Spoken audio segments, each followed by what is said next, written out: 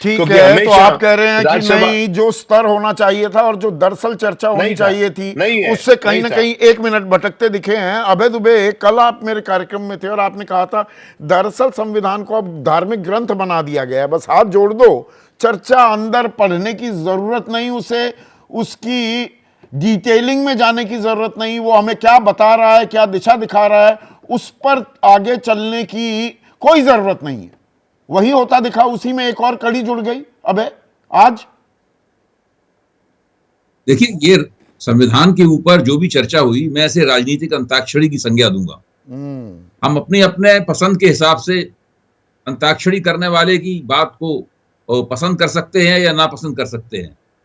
बुनियादी बात यह है कि 75 साल हो गए हैं और 75 साल में संविधान ने हमारे लोकतंत्र और राज्य को जो बुनियादी ढांचा प्रदान किया था, हमें देखना ही चाहिए कि वो ढांचा किस दशा में है और वो किस दिशा में जा रहा है, ये देखना चाहिए। यही बात मैं कल कहने की कोशिश कर रहा था। नहीं, उसकी पहली परत भी उतरती दिखी क्या अभय? नहीं, बिल्कुल नहीं। मेरे ख्याल से इस विषय पे चर्चा ही नहीं हुई, इस विषय पे चर्चा ही नहीं हुई। जितना मैंने सुना, मैंने काफी भाषण सुने हैं। मैंने प्रियंका गांधी का भाषण सुना, नरेंद्र मोदी का भाषण सुना, राहुल गांधी का सुना, और भी कुछ मैंने वक्तव्य सुनने की कोशिश की, लेकिन टुकड़ों में। लेकिन मुझे कहीं उस तरह की चर्चा नहीं दी। देखिए, संविधान जो हमें बुनियादी ढांचा देता है वो क्या है? एक तो संघ और केंद्र के, राज्यों और केंद्र के संबंधों का एक समीकरण है, जो इस राज्य के लिए बहुत ही बुनियादी है। इसलिए भी बुनियादी है कि एक लोकसभा है जो कि केंद्र की नुमाइंदगी करती है, एक राज्यसभा है जो काउंसिल ऑफ स्टेट्स है, जो राज्यों की परिषद है। वो होना इस बात का सबसे बड़ा प्रमाण है।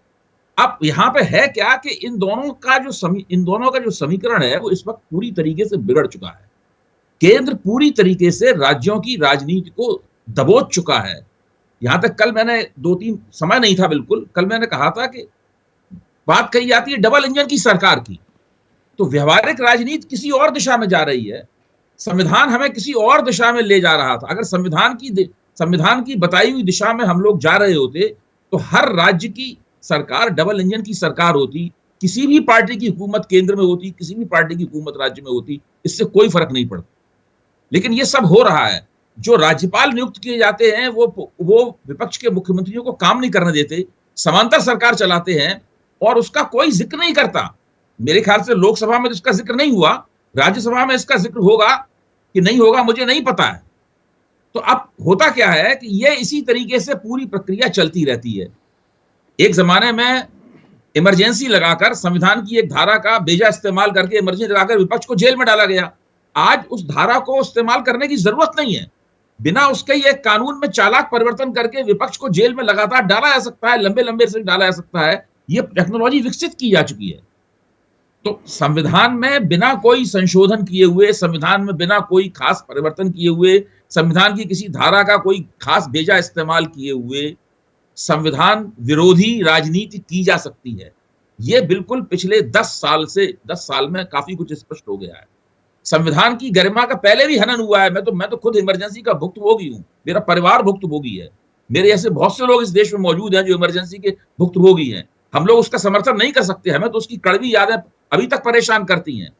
मेरा कहना यह है कि आज पिछले 10 साल से जो हो रहा है वो बिल्कुल एक भिन्न राजनीतिक प्रौद्योगिकी विकसित करने के जरिए हो रहा है। लक्ष्मीकांत पाठक हैं हमारे दर्शक। अबे एक सेकंड, हरदोई वासी हैं, वो कह रहे हैं देश में पर उपदेश कुशल बहु तेरे की तर्ज पर राजनीति की जा रही है, संविधान की व्यवस्था की किसी को कोई चिंता नहीं।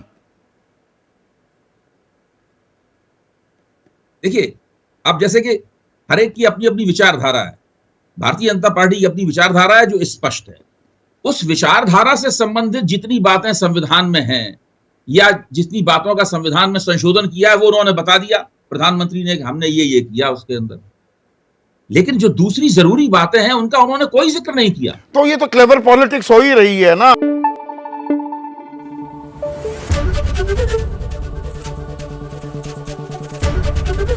एबीपी न्यूज आपको रखे आगे।